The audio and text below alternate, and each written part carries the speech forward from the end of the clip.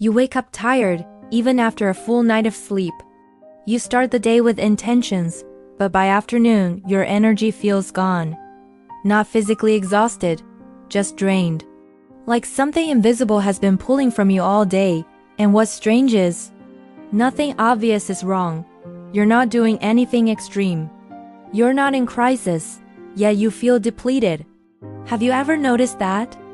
At first, you assume it's stress, or age, or burnout. You tell yourself everyone feels this way. But deep down, you sense there's something more subtle happening, something quiet, something habitual. And this is where it gets interesting, because the habit draining your energy isn't to what most people think. It's not working too hard. It's not being busy.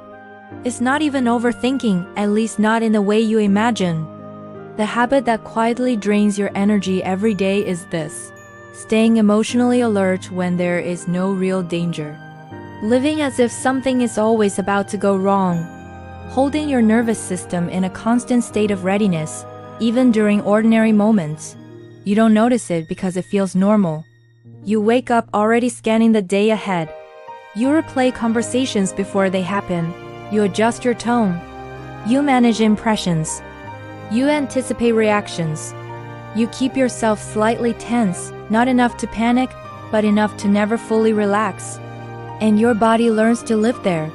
From the outside, you look fine, functional, responsible, capable, but inside your system never truly rests. This habit often begins early.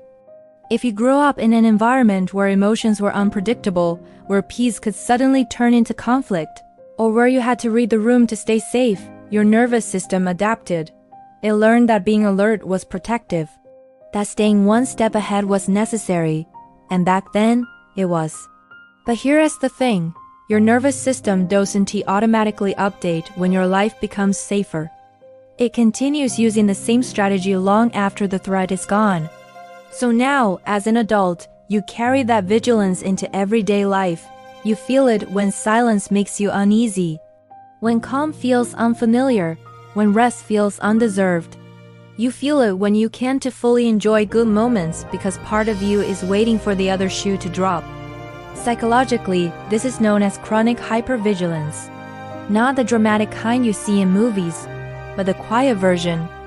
The kind where your mind stays slightly activated at all times. The kind where you're not anxious enough to panic, but never relaxed enough to recharge. And this drains energy faster than almost anything else, because energy isn't just physical. It's emotional, it's neurological. It's the cost of constantly monitoring yourself, others, and the environment. You spend energy predicting, energy adjusting, energy bracing, energy holding yourself together. And the most exhausting part? You're not aware you're doing it. You might call it being responsible, or thoughtful, or self-aware. But underneath, it's a survival pattern that never learned how to turn off. This is why rest doesn't always help. You can sleep 8 hours and still wake up tired. You can take breaks and still feel depleted. Because rest only restores energy when your nervous system believes it's safe enough to let go. And for many people, especially in their 20s and 30s, safety feels unfamiliar. There's also a deep emotional layer to this habit. When you stay emotionally alert, you're often trying to prevent disappointment, rejection, shame, loss. You tell yourself that if you stay prepared, it won't hurt as much. If you expect less, you won't be surprised. If you stay guarded, you won't fall too hard. But that constant guarding comes at a cost. Over time, it dulls your sense of vitality. You stop feeling fully present, joy feels muted, motivation feels heavy. Even things you care about start to feel like effort.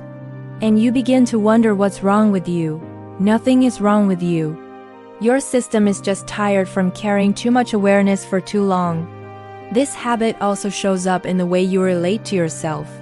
You monitor your own thoughts, judge your emotions, question whether you're doing enough. You rarely let yourself just be. There's always an internal commentary running in the background, evaluating, correcting, improving.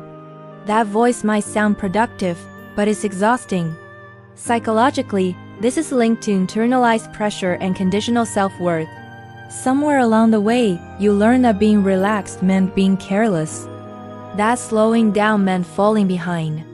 That letting go meant losing control. So you stay tense, you stay sharp, you stay on, and your energy leaks away quietly, day after day. The long-term impact of this habit is subtle but powerful. You may start to feel disconnected from yourself. You might struggle with focus, not because you lack discipline, but because your mind is always scanning instead of settling. You may feel unmotivated, not because you don't care, but because you're already depleted before you begin. Relationships can feel draining too, even when they're healthy. Not because people are demanding, but because you're constantly managing how you show up. And eventually, you might start to believe you're lazy, or broken, or ungrateful. But here's the truth, your energy isn't gone, it's tied up in protection. And this is also where hope comes in. Because once you see this habit clearly, you can begin to change your relationship with it. Not by forcing yourself to relax, not by shaming yourself for being tense, but by gently teaching your nervous system that safety can exist without constant vigilance. This starts with noticing.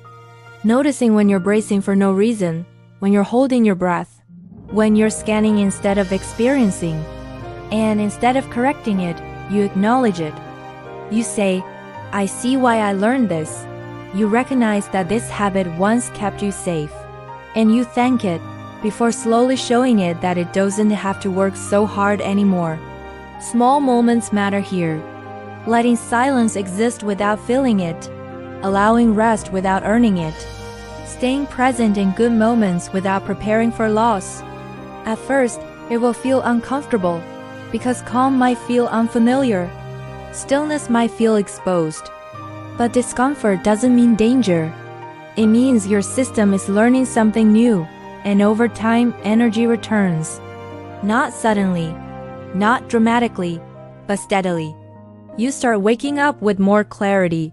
You feel less drained by ordinary days. You notice moments of lightness. And you realize that energy isn't something you need to chase. It is something you stop leaking. You don't need to become someone else. You don't need to fix yourself. You simply need to stop living as if you're still in survival mode, because you're allowed to exist without bracing. You're allowed to rest without justification. You're allowed to feel safe without explanation. And the day you begin to release that habit, even just a little, is the day your energy starts to come back, quietly, gently, naturally.